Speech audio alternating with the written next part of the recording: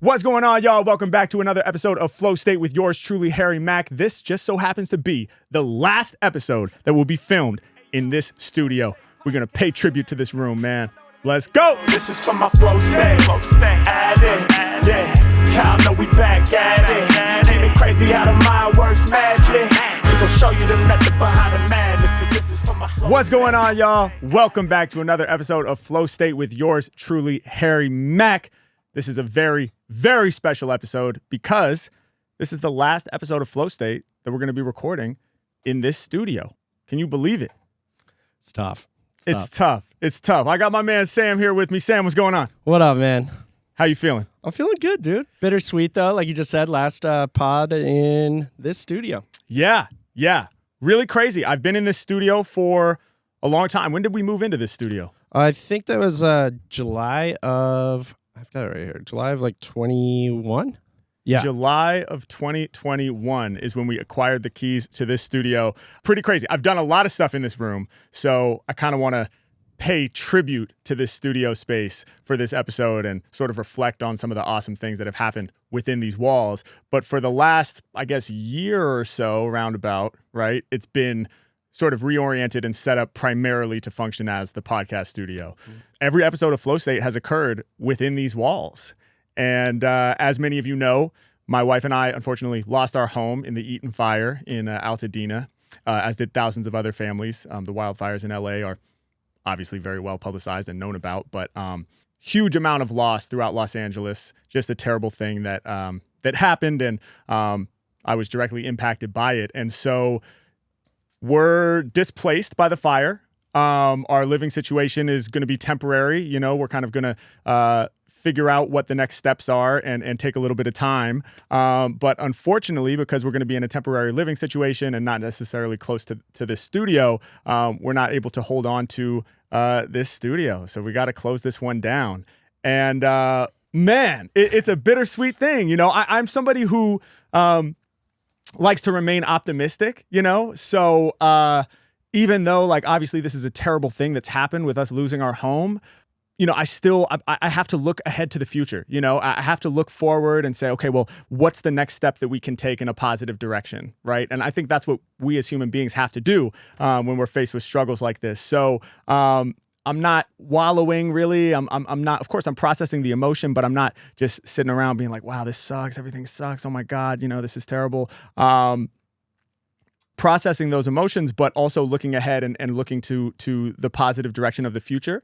But yeah, man, it's going to be crazy to let go of this space. It's a really awesome space. I've done so much within these walls. I've really given so much of myself within these rooms, within this room. I mean, not just for the podcast, but for all kinds of content that we've created in here. It was actually like the weekend that you moved in was actually the first time we met face to face, pretty much. Wow. Yeah, so that that's was like right, first, dude. Yeah, dude. We were in here that 4th of July weekend. We shot Gorilla Bars that weekend. But, Yes. Yeah, there's like Behind the Bars 4 is about you moving in, and that was like the first thing I shot with you. That's right. Yeah. 4th of July weekend in LA, super hot. Yeah. Yeah. And that's right. It was like a crazy jam-packed weekend because it was the first Gorilla Bars shoot since COVID. Yeah. It was for the relaunch of Gorilla Bars. Yeah. And so my first time shooting it. Your first time filming Gorilla Bars. That's right. Yep. At Venice Beach. Spent a couple days in a row out there. Yeah. Stacking content. And then, packed the U-Haul and moved into this studio. And I was moving from the small back house that me and my wife were renting at the time. And yeah, that was such a crazy time because it was during COVID 2020. And, you know, her and I were just in this tiny little structure, and my career was growing a lot during that time, like especially online, you know, with live streaming and stuff like that, because as we remember during COVID, everybody was on their computers looking for content. And so there was kind of this boom in the content space and in the live streaming space. And so I was gaining a lot of subscribers and gaining a lot of viewers during that time, and the live streams were popping off. But I was basically just constantly screaming raps at the top of my lungs in my little like home studio, which was just like a bedroom in the house that was adjacent to basically every other room in the house. Like all the rooms were adjacent to each other because it was just a tiny house and a small layout. And so, yeah, it was like, you know, Lisa's like doing emails and trying to like take Zoom meetings in the living room. And I'm like, meanwhile, I'm like yo, wordplay Wednesday, freestyle sensei, just like rapping the craziest stuff. Point of view of a panda's tail, yo, I'm about to prevail. And yeah, just filling the whole house with these booming freestyles at the top of my lungs. And so, I mean, shout out to Lisa, who was just so incredibly patient and tolerant of that. I don't think everybody would have been as down. She was actually very down. And I was down to have, certain television shows leak into the background of my recordings. I'm sure they were there while I was doing some of my freestyles. But it was a painful time with COVID, right? It was a painful time, across the world. It was also a beautiful time for me and, for my relationship and for my career.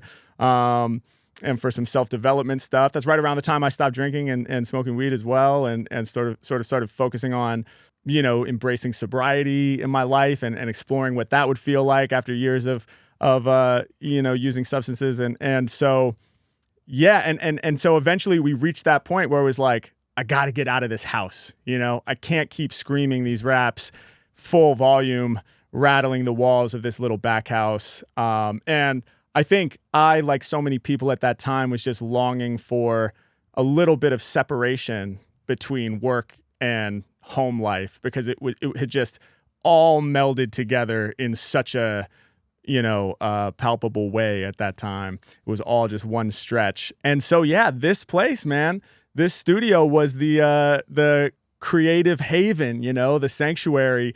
And it was such a huge milestone, too, because I had only ever worked out of my home, I had only ever had the home studio situation.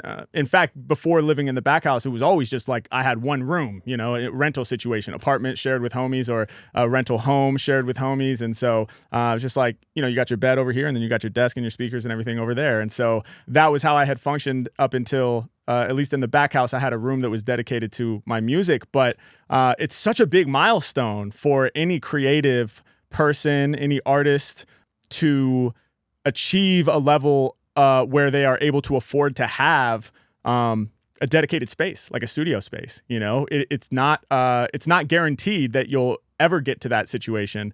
And so that was a magical thing, man. It still is. And it was such a huge milestone for me for the first time to be like, whoa, like I have this room. Yeah. I can set my shit up in here however I want. I can access this room 24/7. I can bump shit as loud as I want. I can play drums in here. I can play drums in here at 2 a.m. I always use that as my example for why it's awesome to have a studio. I've never actually, since college, I haven't done that, but I could. And the freedom of that is such a privilege and blessing, the freedom to be like, whoa, I have a creative space that I can access at any time and do whatever I feel compelled to do creatively inside of it.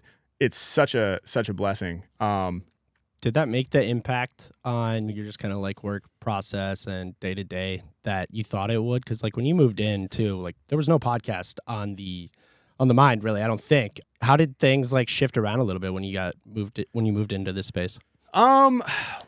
Yeah, when I got in here, no, you're right. There wasn't necessarily, there was the idea of doing a podcast that had been bounced around already, and it was sort of in my mind that I would like to eventually do a podcast, but it wasn't like I moved into this space to create flow state. It was like, it was going to be everything, it was my everything room.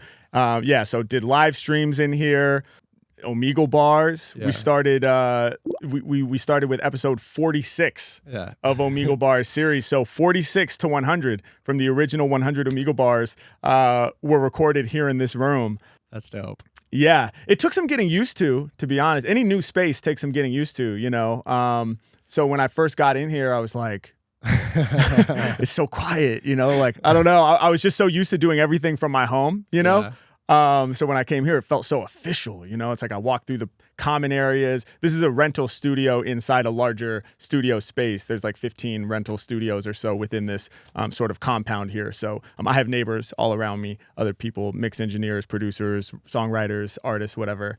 But it was inspiring, man. It was super inspiring to be able to get in here and, put all my gear in here and get up and running and, start doing my stuff, man. That's tight. Yeah. How does it feel like, getting the perspective of what you just went through with the LA fires. And, you're talking about like how you had all the gear here and like it's so nice to like have your space set up like that. Yeah. Well, now that you've lost a lot of your belongings and like your home studio and, a lot of gear is gone. Yeah. What has that like reset been like for you? Has that given you any kind of fresh perspective, or are you trying to build it up, your arsenal of gear and equipment the same as it was, or where are you at with all that? Yeah, it's definitely changed my perspective. I feel like you can't go through something like that and not be impacted in like a deep way. And I will say too, before I even dive in, that in so many ways, even having gone through this traumatic thing of losing the home and all my stuff in the fire, and that's hard. That's insanely hard for anybody, regardless of their situation. That being said, I still am very privileged, even in that situation compared to a lot of people. Like I had only actually lived in Altadena for a couple years. Lots of people who lived there had inherited generational homes. You know what I mean? And, if you think about 50, 60, 70 years in a home, like what that home actually means to those people that live there, it's so much more than just a structure, obviously. And for me and my wife too, our home meant so much to us as well. We were building something there, but we didn't have as long of a period of time to like really like, to where it feels like your whole history is sort of like in the walls of the building.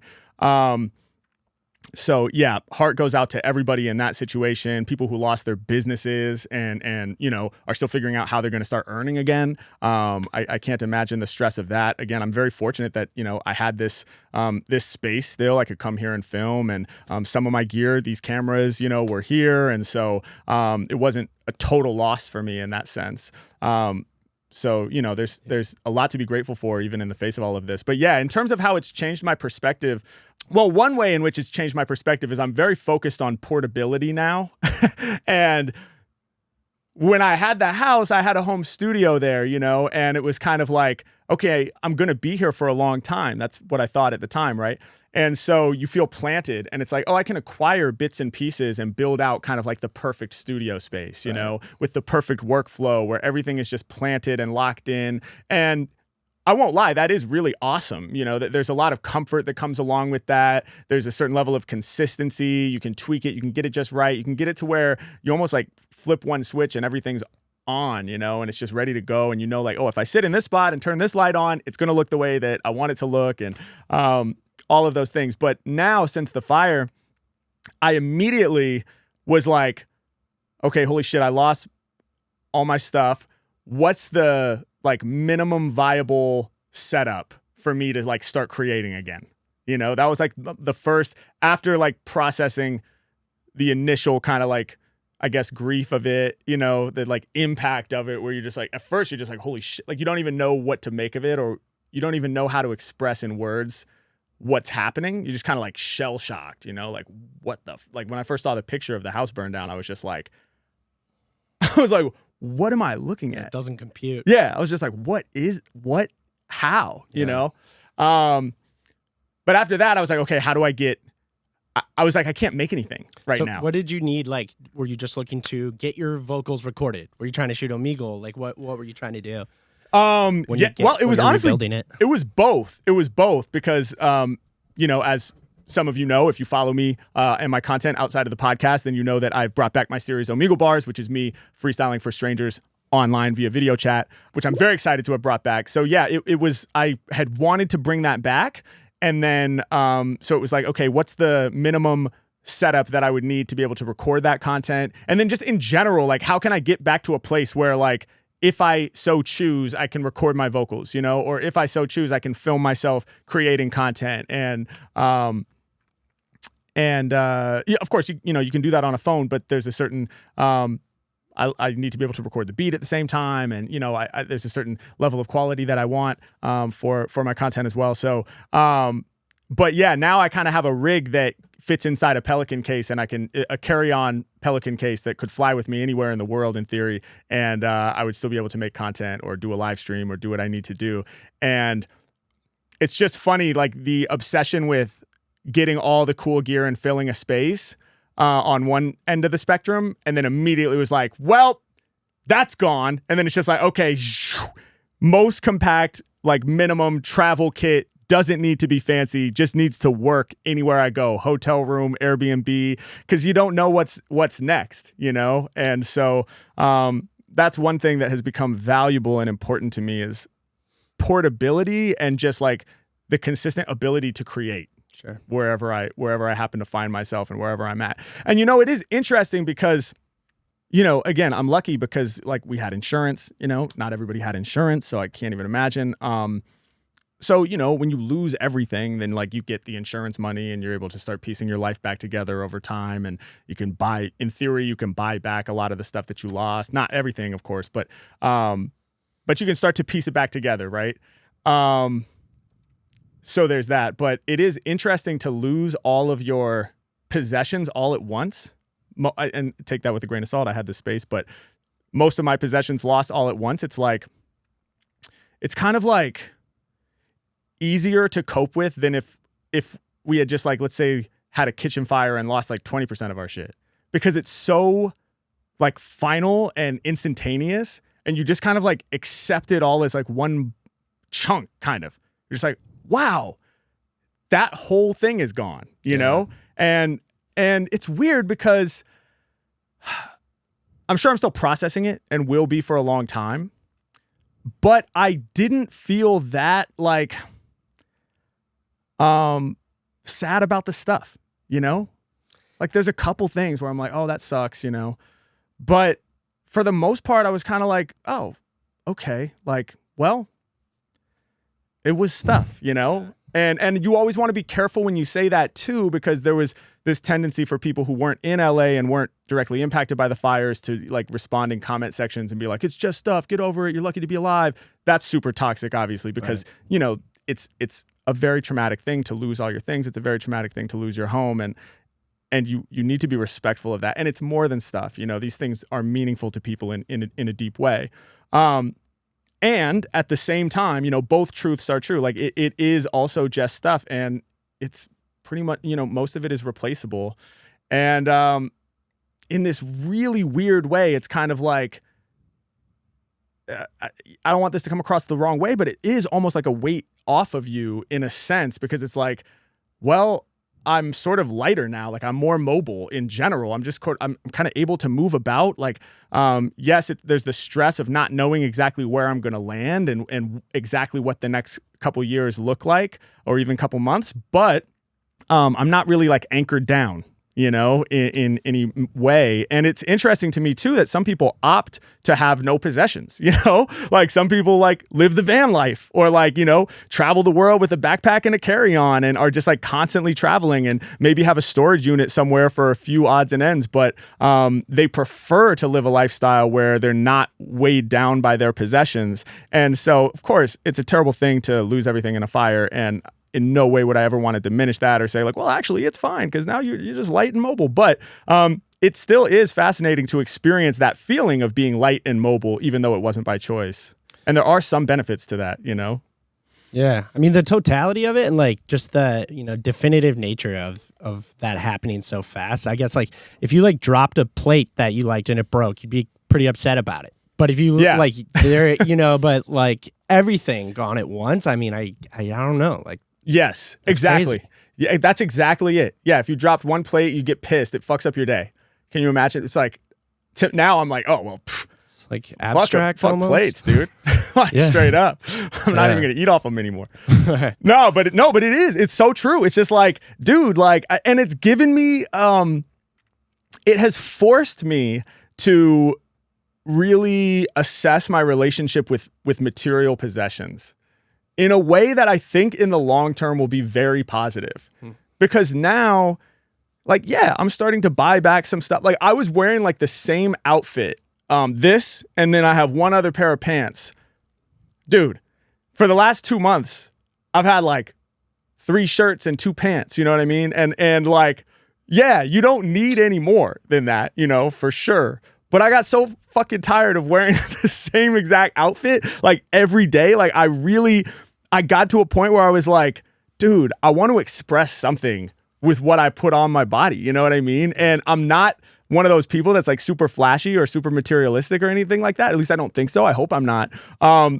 And prior to this fire, I would have been like, yeah, fuck that. Doesn't matter. You just throw on whatever I feel like, you know? But now after this such extreme thing where it's like, okay, well now you literally only have this clothes that you have in this suitcase and that's it. And you have no options and you can't express yourself in any way. Like I can't wake up and be like, maybe something colorful today, you know? Or maybe just something that simple, you know? Or like, I kind of want to say this with the way the clothes fits on me, you know? Like I kind of want to say I'm chilling, or I kind of want to say I'm ready, you know? Like, it's weird. I never would have thought that I cared. And so on the one hand, it's like you come to find like, oh, okay, there is something that I get out of, let's say, expressing myself through the clothes that I choose to put on sometimes on some days when I feel like valuing that. Yeah. And so then you can make it's like I'm making the choice now to be like, okay, well, let me get a couple things that I'm drawn to that I feel can express myself in some creative way, you know, because I actually see why that is valuable to me. And then on the other side of that same coin, it's like, as I acquire those new things, I'm also just like, this is not permanent, you know? And like, this doesn't define me in any way. And like, it's like, me and my wife have this thing that we say that we got from, Ryan Holiday, the Stoic, writer. He's great, big fan. And he has this book called The Daily Stoic, which is just, you know, it's like set up, it aligns with the calendar, and every day you can read like a summary of some Stoic philosophy, and he shares like, just a few paragraphs for the day. It's great. And it's so good. And one of them was called It's Already Broken. And it's just about, it's about dropping a plate and breaking it, and then seeing that you broke the plate and just acknowledging that it was already broken. You know, when you bought it, it was broken. And so it's this whole thing of like, you buy the brand new all white Air Force Ones and you're like, they're already scuffed. You know, they're already muddy. Like if you can just have that mindset, then it's not so crushing when they get the first scuff. You know, you don't want to be walking around in your all white shoes. Like now you're super stiff. You can't chill. You're hanging out with like your best friend, having the best conversation. And then they scuff your Air Force Ones and you're like, fuck, you know, it's like, now you're pissed. He cuts across a lawn and you lose your group because you can't walk through the grass. Exactly. Yeah. So it's like, you know, losing all this stuff in the fire. You know, what's really crazy is when we first got the house, I would say, and this is wild, but I would sometimes say like the whole house could burn down and we'd be okay. Like it doesn't define us. Like it's already burned down. And I remember one time like literally extrapolating that it's already broken concept to the house burning down. Wow. And then fucking sure enough, the house burned down. And I'll share this moment that I had that was really fascinating, where I had a corporate gig the day after the house burned down. Like the morning that we learned that the house burned, I was sitting on a flight to go to Salt Lake City to do a corporate gig. And so it was insane, just silent flight, sitting next to my wife, no music, nothing. I was like, I don't want to put headphones on. I was like, there's nothing that I would want to consume at this moment. I just like sat there and pondered what had happened, you know? And then every once in a while we'd look at each other and be like, what the fuck? You know, it's like, there's nothing to be said really. So we did the gig, and then I'm flying back from Salt Lake City and we're flying over LA. And this was, you know, there's like 3 or 4 fires concurrently raging at that time, you know, not very contained. It's still the Palisades fire, the Eaton fire, a couple others, smaller ones that never got as big, but still. And so you're just flying over this apocalyptic, like both sides of the plane, you look out, it's like orange glow and smoke, like up in the sky. But I had this like kind of profound moment sort of as I was processing, you know, the grief of it, I guess, where I just looked at the smoke coming from like the mountains, you know, the San Gabriel Mountains or whatever, which were over Altadena, still are. And I was like, wow, like the fuel for fire is like wood and stuff, you know? And I was like, okay, so like, and the byproduct of fire is smoke, obviously. And so it was like, wow, all of my belongings and my home are in the smoke, you know? Yeah. And it was kind of weirdly beautiful because I was looking at the smoke and I was tripping out, imagining that, oh, like the couch that I sat on, that chair that I love sitting in and doing my morning pages and doing my meditation. I love that chair. All my records, my books, I wrote in all the margins of so many books, and I was always like, I can't wait to go back through and extract all my notes. I never got to do that. And so my notes, my thoughts are in the smoke. And my instruments, my drum sets, the drums that I played hundreds of gigs on, those gigs are in the smoke, Yeah. And it was just kind of this crazy realization of like, all of that stuff is smoke now. And then in this weird kind of, and I hope this doesn't sound too like woo woo or hippy dippy or anything like that, but in this weird way, it was like, it was always the smoke, like in a sense, like it never wasn't the smoke. Like that's just a new sort of expression of what the stuff was previously, and before the drums were drums, they were a tree, and before the tree was a tree, it was like a seed in the soil, And so, yeah, it was just kind of this thing where it was like, oh, all this stuff, like I thought it was mine, but it was never mine, kind of, like we're kind of like renting these things from the universe. Like we're borrowing these materials from the earth and recapitulating them and calling them a thing and acting like they're ours and they're ours forever. But they're not ours forever, and they never were. And I'm not mine. My body is not mine forever, eventually my body will like decompose into the earth and, whatever happens then will happen. I have no idea, right? None of us actually know. But it was kind of like healing in a way, flying over and seeing the smoke and just being like, yeah, well, you know what? Like, yeah, like it's all, none of it's permanent, nothing is permanent. Life is not permanent. It's a constant ebb and flow. Everything is constantly changing. And it can be hard to grapple with that in the human mind, but I think it's so important sometimes to face it. And so this was just my moment to like really face it. Wow. Yeah, it's like it's the fastest example of that, just kind of like life cycle that everything goes through, to see it over, just like 48 hours like that. Yeah. Yeah, that's insane, man. Yeah. Yeah. But, dude, love you, man. You've been kind of inspiring, to be honest. Like watching you go through this and hearing what you just said, it's like that outlook is, it's really nice to hear. And, I was really worried for you guys and everything. So it's been really epic to watch you maintain that optimistic outlook on things. And, Thank you, man. Yeah, no, thank you, man. I appreciate it. And, it's going to be a long time coming to figure out all the stuff. There's so many unknowns and it just takes a long time. It's obviously a huge mess for everybody who's been impacted by it. But no, I appreciate that, man. Yeah. And, bad things happen, it's part of life. And, there was a time not too long ago where everything was pretty chill, like everything was just stable, settled, kind of normal. And, that's great. Like when that's happening, to enjoy those moments is really important to do, because those also don't last forever. Like there's an impermanence to those times, I think back to when I was like recording all of the singles that I dropped in 2024 in my pool house studio. And it was like the end of the year going into the new year, which is a time that I particularly love because it's sort of this like rejuvenation, reinvention, usually things slow down for the holidays. So you have this space to like reassess. And I was really creatively drawn to just like be spending these like deep work sessions for multiple hours every morning, like writing and recording music and sort of experimenting with workflows and stuff like that.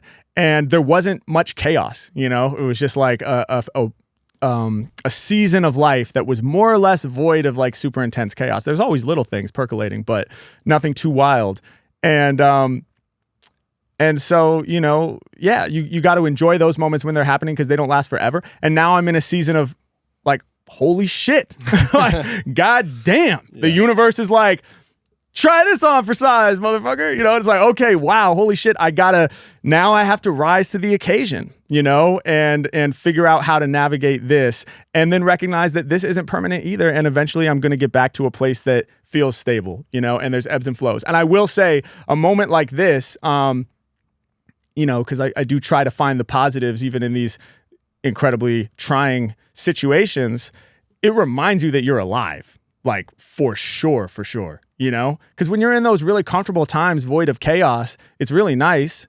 But you can almost like forget how real it is to be alive, and how like kind of like unfathomable it is to like have opened your eyes and to like be able to like bear witness to the workings of the universe, you know? Like it's always insane. Like anytime you look at the stars and think about what you're looking at, it's always insane, you know? And yeah, just the fact that we're here walking around having conversations and having thoughts and doing fucking podcasts and freestyles and stuff is something that I can never take for granted. But when you're in those comfortable times, you sometimes do take it for granted. And so even though I wouldn't wish this upon anybody, and obviously like if I could go back in time and somehow avoid having my house burned down, yeah, I'd probably do that, you know? So, but it does remind you that you're alive, and it gives you that perspective, and it's like, it shakes you out of, if you were sleeping, it's like, you're not sleeping anymore, man. Just because you're presented with challenges that you have to critically think about and overcome? Yeah, I think so. Yeah, exactly. It's like everything matters a lot, you know? Like there's a lot on the line. There's a lot to navigate. Like you have to show up, you know? It's not just like, all right, keep like kind of like strolling through it till I'm tired, go to sleep, wake up, stroll again. It's like, yeah. Cruise control is not going to cut it. Exactly, exactly. No cruise control and no falling asleep sort of and falling into the illusion that it will always be this comfortable, or it should always be this comfortable, or somehow there's some way that you can curate your life or existence such that it remains this comfortable for the long haul. That's not real, you know, for anybody. There is no, and if you somehow could just stretch out this so-called comfort for too long, it would devolve into chaos on its own, because it's painful to just live the same boring day again and again and again and again, you know? So then that would become the problem, right. I believe, right? It's like, we don't actually want to, like sometimes when I'm kind of all over the place, but sometimes when I'm working really hard, I have this like brief fantasy that arises in my brain of like, I'm like, well, when do I just like land on the island, you know, in the cabana and shit, or in the hammock between the palm trees, and somebody like brings me like a margarita. I don't even drink, like a mock margarita, and they're just like, here you go, Mr. Mack, like, congratulations, you know, like, when does that shit happen? You know, when I'm really, really stressed, I'm like, oh, I'm working so hard. I'm trying to push through. I'm trying to do all this stuff. I'm putting all this pressure on myself. Like, eventually, I'm just in the hammock, right? Like, eventually, they're just bringing me the mock margarita, and I'm like, yes, salt on the rim, please. I love it. Getting sunburned with nothing to do, right? And then it's like, the reality is that existence of me, if I actually got to a point where I retired and I was laying in the hammock getting sunburned, drinking the mock margarita, I got like 2 weeks max. And then I'm like, fuck this. Where's the studio? Where's the cipher? Where's the anything? I start painting, probably. I start figuring out some way to express myself and to move pieces around and try to make things. And you know, we need to have a life of meaning, I think. So sometimes really, I guess what I'm trying to say is sometimes really intense things, such as losing all your stuff in a fire, can be the impetus to reconjure meaning within yourself, you know? Like, it's meaningful to be alive. It's important to be here, you know? I'm grateful to be alive. I lost all my stuff, but I'm alive, you know? So, yeah. Interesting. I don't know. It even goes just for, like, the career in general. It's like, hey, if I succeed this much, then it'll, you know, whether it means you're delegating enough or whatever, like you'll stop feeling that challenging part of like the unknown part of the career. But that's like, it's just a sliding scale, right? Like it's always there to some degree. Yeah. And the thing is too, it's uncomfortable either way. Yeah. It's uncomfortable either way. And like, I can speak to this, you know, because when I didn't have anything going for myself career-wise, you know, in my 20s, like, well, I was just like drinking all the time, like blacking out way too much, you know, like just waking up, smoking weed, not doing shit, hanging out all the time, you know. It was easy, you know, like that. There wasn't work to be done. I didn't have any responsibility. I wasn't like a public figure in any way. I didn't have all the pressure and stress that comes along with that. It was kind of like there was nothing to lose. And that shit sucked, you know. That was so uncomfortable and so painful at a certain point that I was just like, fuck this. Like, I have to stop doing all of this shit. Like, I can't keep living this lifestyle, you know, because it was void of meaning and void of purpose. So that is super uncomfortable and painful to just stay in that space forever, to not intentionally like lift the responsibility up, off the ground and put it on your shoulders. To never do that is incredibly uncomfortable. And putting all the responsibility on your shoulders is uncomfortable in a different way. But to me, it's much preferred. Yeah. Than like not even knowing what target you're aiming at. Yes, exactly. Yeah. Or just tough. not trying, Sure. Well, yeah. I want to talk about bringing back Omegle Bars real quick. Yeah. Because that's epic and it feels so good to have it back. Yes. Was that something you had already kind of been thinking about, or is this a product of kind of this shift in your new like mobile setup and what you can do with that gear, or how'd that come about? I had been thinking about bringing it back for a little while, and it's kind of funny because I did obviously the initial 100 episodes. Mm-hmm. During COVID, we did Omegle Bars every Friday. Then, the world opened up. I was able to do other types of content. But, I only have so much bandwidth, obviously, and energy within myself to be able to make things. So it was like, okay, let's start switching Omegle Bars to every other week. And, we started incorporating other types of content on Fridays as well. And then it got to a point where I was like, okay, you know what? I need to take a break from this format of Omegle Bars. And that's why I pumped the brakes. I said, hey, I'm going to stop doing this, at least for now. I just want to explore other creative territory. Because I think it's just natural. Like if you do the same format for a long enough time, eventually you start to feel like you're not coming to it fresh anymore, Yeah. And it's almost like you can't see how to make it feel fresh to you again, Just going through the motions kind of. Yeah, it can get to that point, And it's interesting because I always got inspired while I was doing it. Like I never was doing an Omegle shoot like, fuck this, here we go again. I guess I'll just make this. I was always like, sometimes it might be hard to like sit down and start. But that's just something I deal with in general with any creative pursuit. There's a level of resistance. It's hard to start. Yeah. But once I sat down and got going, and got through maybe the first couple warm-up performances, and once things really started rolling, I always felt incredibly fulfilled doing it, So it always felt great. But yeah, I just done a lot of them. After doing 100 of them, I was like, okay, let me see what else is out there. Let me just take a break, because I don't want to burn it into the ground, or do it to a point where it did stop feeling fulfilling, even when I am showing up and doing it. So I was kind of trying to get ahead of that. And so I took the break. And, but yeah, I mean, then after enough time had passed, it was kind of like I stopped doing Omegles because I felt like I was forcing myself to keep making them, But then after taking a long break for a while, it was almost like, well, now I'm just like forcing myself to not do it because I said I wasn't going to, because I would find myself sitting there being like, man, especially after the fire though, like when it was like, I didn't have a home base really, and there was no stability. It was like, I wish there was just like a really powerful kind of content that I could make with just like my computer and this camera and an internet connection, but where I'm like really connecting with people like in a real way. And like it really resonates. And like, man, I wish there was just something like that. And then I was like, oh, well, yeah, there is something like that. And then it was like, I want to fucking do that. It was like, I want to do that. Like, and that just came up in my heart. It was like, oh, I want to make that. And so it's like, oh, well, okay, well then make it. Don't force yourself not to do it just because you said like, hey, everybody, I'm taking a break. And I think it's actually really cool, right? It's like, I guess it's like that cliche thing that's kind of corny of like, if you love something, let it go. And then, if it comes back, it's real. But this had a little element of that to it where it was like, I stopped because I didn't want to get burnt out on it.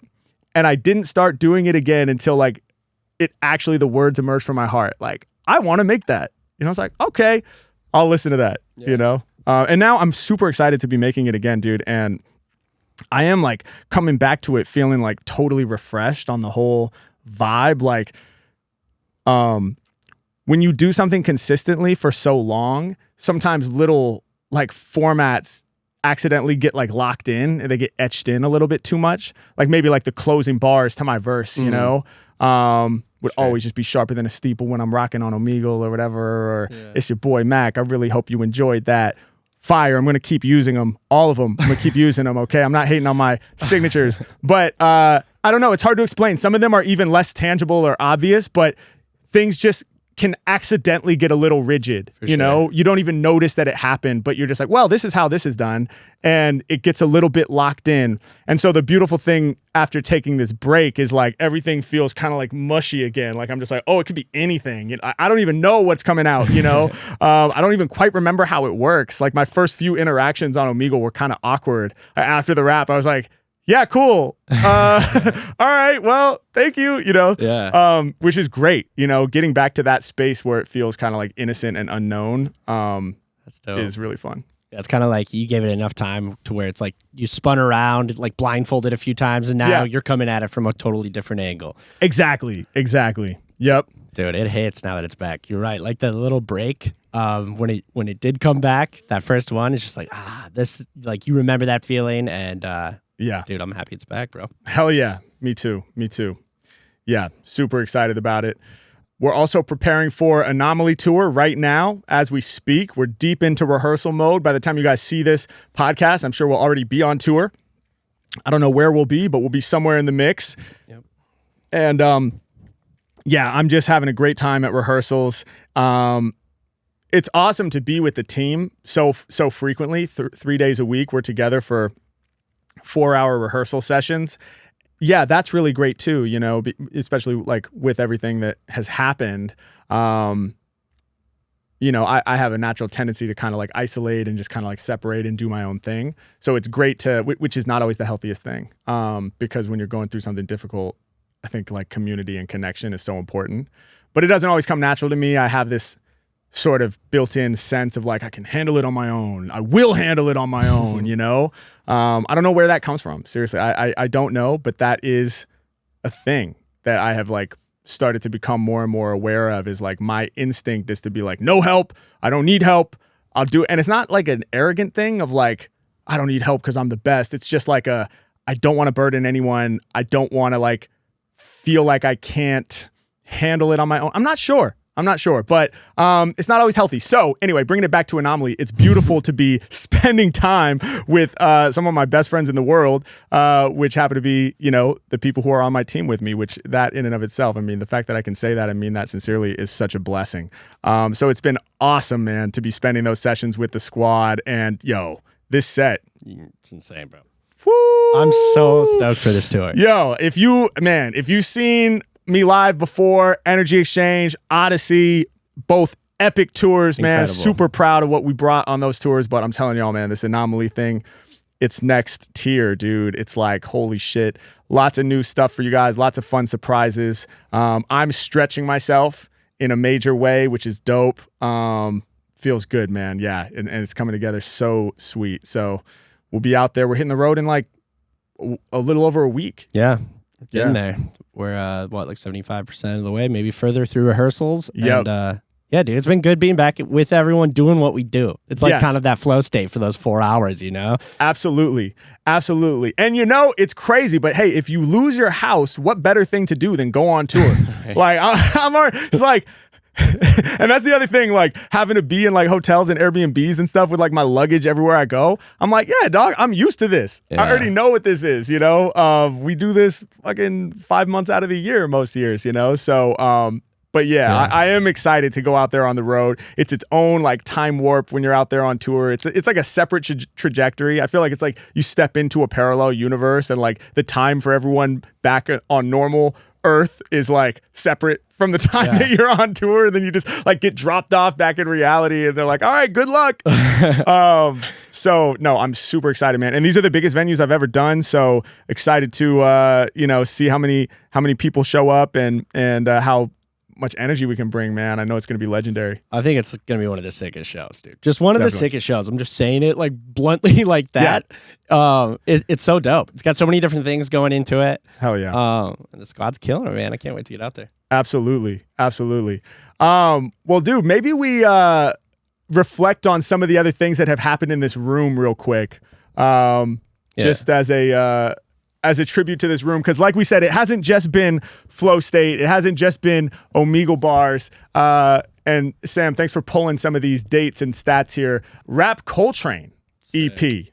If any of you follow my music on DSPs, or even on YouTube, there's the video album, but Rap Coltrane is my 3-track EP, fully improvised. That happened in here on October 1st, 2021. That's when I uploaded the files. So I'm not sure if I uploaded them the night I made them or if there was a little bit of a delay there, but at some time around October 1st, 2021, did that here. That's kind of an interesting tidbit because I remember it was late at night and I was in the neighborhood for some reason by the studio.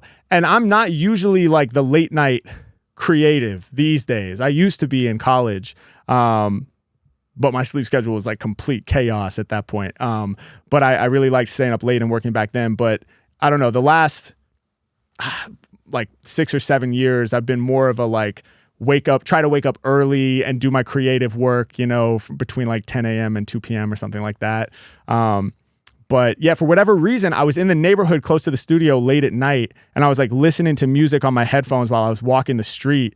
And I was doing something else in the neighborhood. I wasn't even playing, but then I was like, well, I'm close to the studio, and I was feeling inspired by what I was listening to. And I was like, what would happen if I just go in the studio right now, find like some dope beats and just close my eyes and freestyle, only focus on sonic quality, like how the freestyle sound. Like if I think that my voice and the bars match the beat in a way that I would want to listen to it, which is unique for me because so much of what I do is like the showmanship of engaging an audience on video, right? So it's like a bar about somebody's like t-shirt or the pattern on their hat is great when you're doing a guerrilla style freestyle in public, but it doesn't translate to a record, So I was like, what if I just like close my eyes and imagine I was listening to the record while I was doing the freestyle, if that makes sense. Yeah. Like almost like it's a different artist and I'm just listening to it and I want it to sound dope.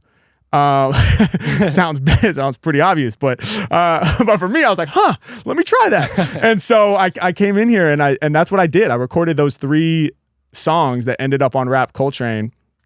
There's a few other alternate versions of on each beat. I did like 2 or 3 takes on each beat. And then I just picked my favorite takes from each, and that became Rap Coltrane, which was really a cool thing because it was the first time I had ever done like a fully improvised music project that was to be released as a music project. Yeah, that one got pressed to vinyl.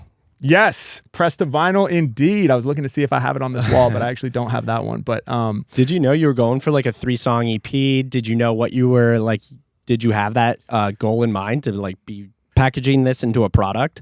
Yeah, I think I knew I had the concept of 3 clips just because like so much of our content was based on that and still is. So it would be like, we would do like 3 clips in Omegle Bars. We would do like 3 clips of Gorilla Bars. So I was like, I had in my mind that I thought it should be an episode of something, Yeah. But so I thought, I was going to aim to get 3 and then those became the 3. So dope. Yeah. But so that happened in this room. Wow. I was facing this way. My desk was right here where I'm sitting. The room has been rearranged quite significantly. And then not long after that, Soulilloquies, which was another 3-song EP created in a similar way, not exactly the same way. But that was December 10th, 2021. And that happened in here as well. And that was mostly freestyled, except the last song, excuse me, 2 of the 3 songs were basically improvised entirely, but they had choruses. And then Soulilloquies, the title track, I basically wrote it in my head. So yeah. Did you write it in your head like while you were in that session, or is that something you had been like bouncing around for a while? Like, what do you mean by that? I actually wrote the first like half of it in at my house, sitting in my blue chair. I used to have this blue chair in the living room. My old house, though, the back house, the tiny house. I like just sat there and thought of most of the bars there, and then I came here. Yeah. Okay. And then I wrote like the back half of it in my head when I was here so that I could record it. It's confusing because it's just like mind blowing that you can even do that, retain it. Yeah.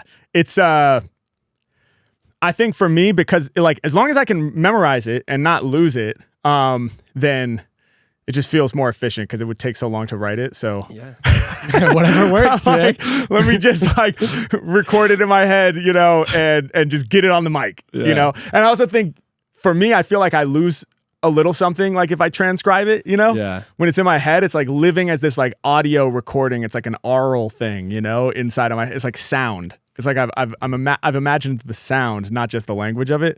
So then if I like type it out or write it out, then it becomes like the written word, which is very confusing to me. Start hyper focusing on like little parts. See if it's like, right. Should I say the or of? Yeah. You know, it's like, no, like, you know what to say. Just don't, you're messing it up right now.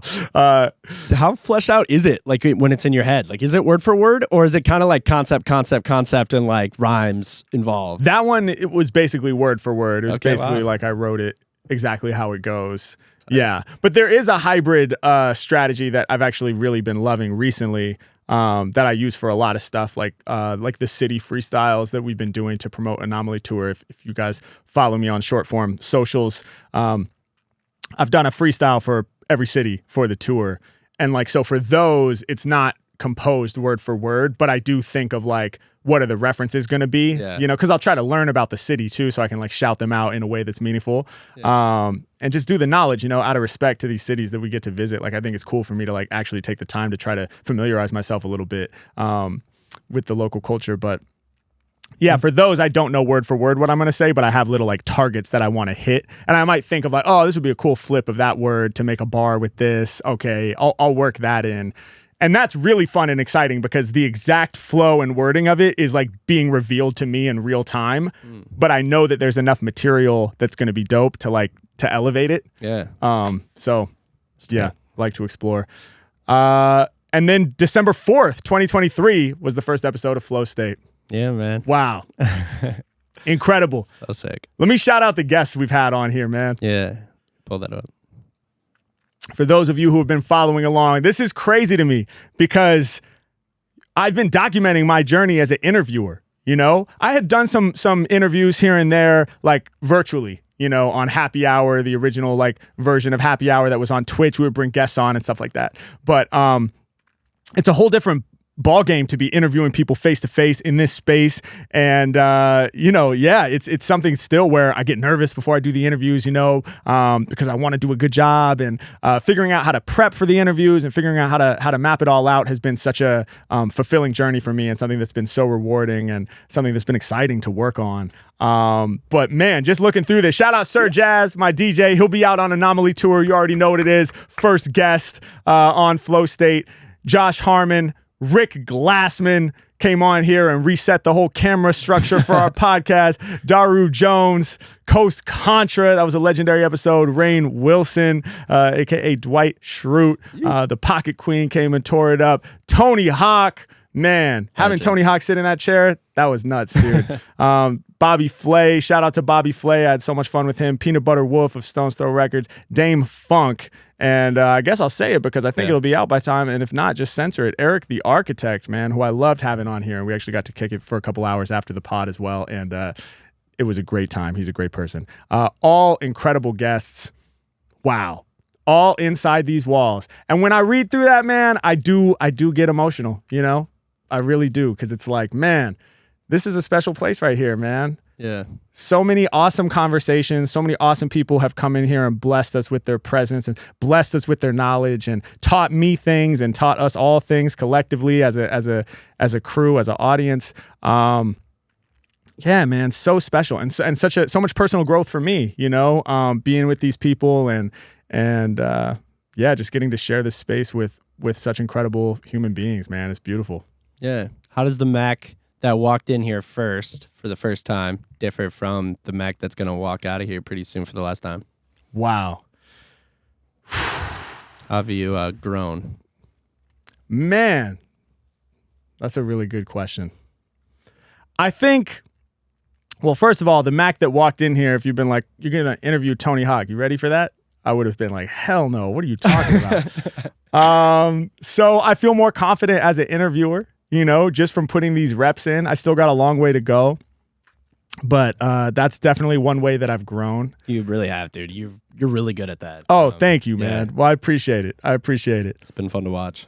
Yeah, that's one way that I've grown. I also think I'm, you know, consistently chipping away at this ever elusive thing called self-awareness. You know, I think I've gained a lot of self-awareness and self-acceptance. Just looking back from, when I first got the keys to move in here in 2021 to now, I'm a bit more comfortable, I think, with who I am and what I bring to the table, and what's unique about what I do. And I'm a little less judgmental of myself, of like, well, okay, cool, you can freestyle, but you got to learn how to do this too,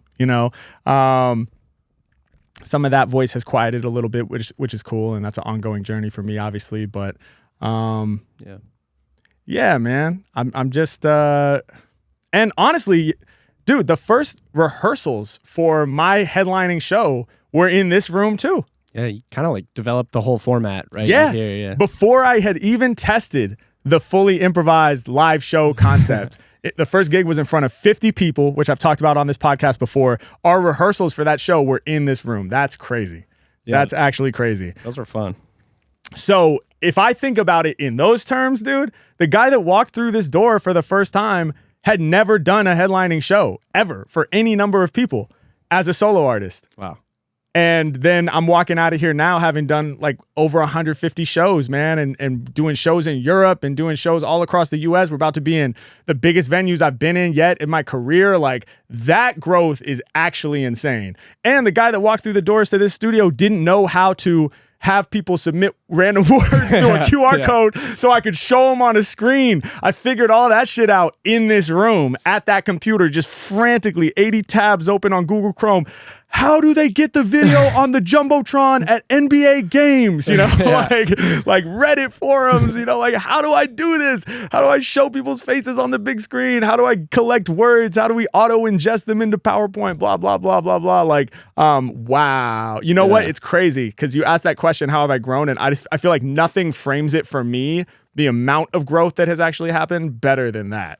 Straight up, man. You're talking about like figuring out how to build the foundation of it. And now, years later, we're like just building it up higher and higher and higher. And yeah, it's a different beast at this point, man. Yeah, it's insane. That's awesome, man. Yeah. Love this room, man. Love this space. Love all of you watching this. Shout out to everybody that's been supportive of Flow State.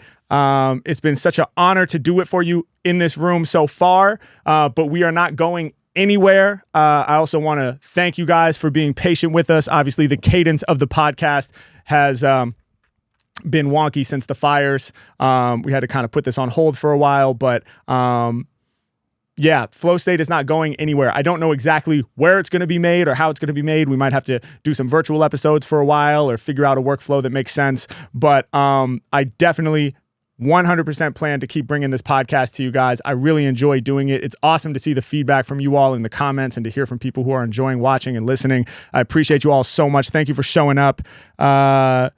It's amazing doing this with you, my brother. Thank you for being here, Sam. Good to be, man. Anything you want to say to the people for this last Flow State Stew episode?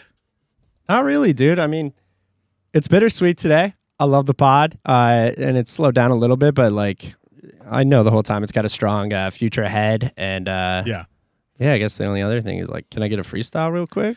Oh, no, man. I don't feel like doing it. Yeah, of course, bro. Changed. Of course. How have I grown? Nah, I no longer do it for free, dog.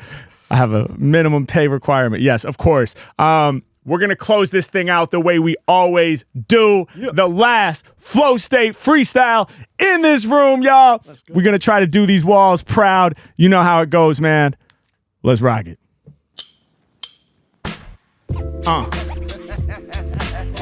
Yeah. Okay, yeah. Let me turn that up. Yeah.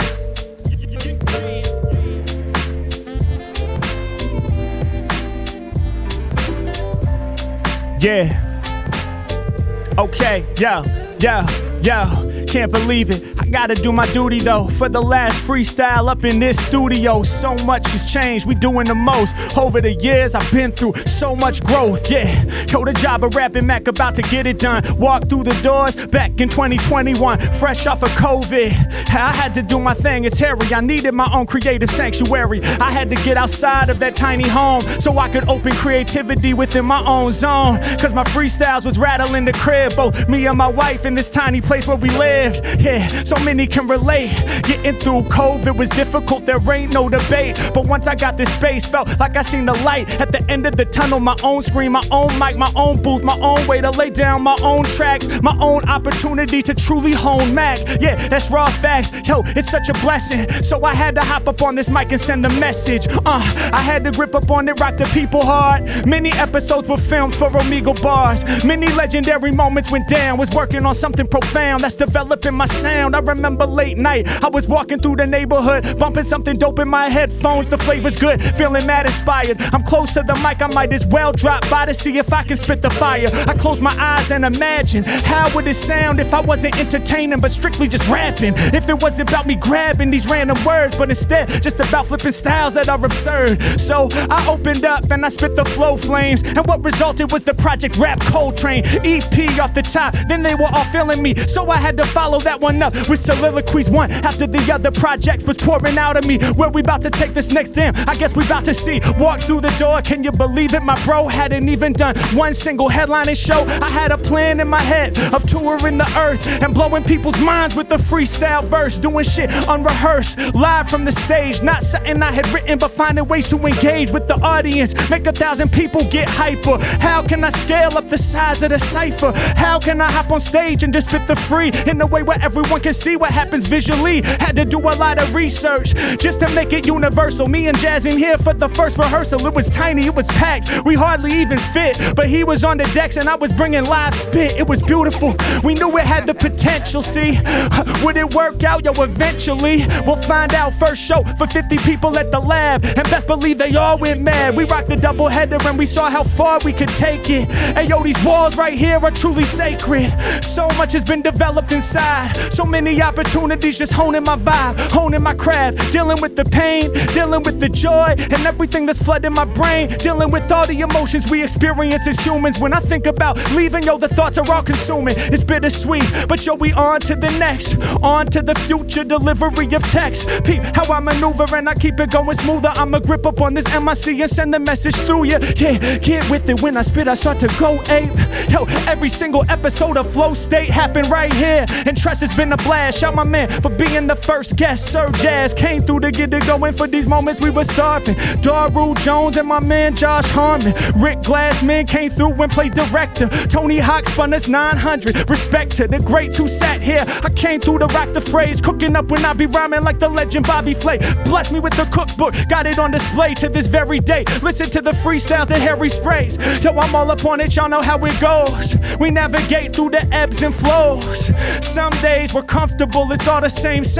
Other times we have to feel pain. Yeah, it's hard to believe with my inner sight, but I'm in a difficult season of life. Lost all possessions, I seen them in the smoke, but somehow seeing that filled me up with hope. I recognize that I never owned them. Hey yo, this knowledge, I'm earning it. It seems nothing is permanent. Gotta learn to let go so that we can proceed. Gotta learn to let go. Sometimes that's what we need. Take the weight up off my shoulders. Find a way to recover. Heart goes out to everyone from Altadena. Trust, I love you. We about to rebuild it. Y'all know we resilient. Yo, the pain inside my heart, yes, I feel it. Stretching out to all of those who lost their family homes, lost their businesses, and there's so many unknowns. And people in the Palisades and all throughout the land. Trust me, it's hard to comprehend or understand. But somehow, some way, we'll keep pressing forth. Somehow, some way, we'll let our passion scorch. Fight fire with fire that emerges within us, so we can keep on stepping forward, continuously winning. Yeah, that's how it has to be. Within these walls, I upgraded the mastery. Within these walls, I done tried so many things, so many memories to which I cling. Yeah, I'm about to leave y'all floored. Me and Jazz was in this room when we recorded awards. Go and peep the single on his channel. That was the first song where we try to leave the game dismantled. And we keep on stacking, do it with no back end. It's the Mack end, steadily attacking. Happy hour streams and the wordplay Wednesday. Hours of freestyle from the MC Sensei, the one that you're hearing right now. Make they jaws drop and I make them say wow, feeling proud. Yeah, to leave this place is bittersweet, but we keep rocking on with these beats, we don't stop, yo. We progressing from the bottom to the top, yo. Hey, memories and we never forgot, y'all. Hey, we gon' keep it moving, cause y'all know regardless of the obstacles, we can't be blocked, y'all. Hey, we gon' keep on going to the peak now. Keep on flexing strong and never spit no weak style. I told y'all I'ma rock the show great. Final episode in this stew. This is Flow State. Yeah, y'all know what it is. Yo, y'all know what it is. Sam all up in the station. Mack with the freestyle bars, that's amazing. Tracks, we gon' lace them. Feeling blessed, we be reppin' for the West. Shouts to the solo apps and all of my guests. Yeah, y'all know we catchin' wreck. What did y'all expect? Shouts to Sam, always cooking up the deck to hit me with the notes and bullet points so I didn't get confused. On my train of thought, I didn't have to lose. YouTube, thanks for giving us the views. To all the true fans, where this is the show you choose, I appreciate it. Thanks for rocking with this godly guy. And shout to those who listen on Apple and also Spotify, wherever you hearing it. Listening for the bars or listening for the conversation when you in your car. I'm pretty sure there's people that's peeping my off the head skills. Wow, they be catching a sweat on a treadmill. Shouts to everybody listening to him win while they breaking the sweat at the gym. Yes, once again, we up on it and y'all know that it feels sacred, feel the hurt. Peace to those who listen on they break it work, and those that listen in bed while I spit up the head. I ain't stopping, I'ma rip till I'm dead. Y'all know I'm killing it when I be rhyming, I'm doing these flavors with ease. Before I interviewed him, I was playing the keys. That goes to Dame Funk, legendary ill collab. I'm going mad, I know that they want it bad, man. Y'all know that I didn't rehearse this. For the final day in the studio, had to bring 2 verses for real. Real. We deep up in our fields. The F, the L, the O, the W, the S, the T, the A, the T, way under the E. It's the M, the A, the C, the K, the Herald. Off of the dome, we don't need fly apparel. Only thing we need is the flyless in the mind. Yeah, I'm sending it home with this rhyme. Let's go.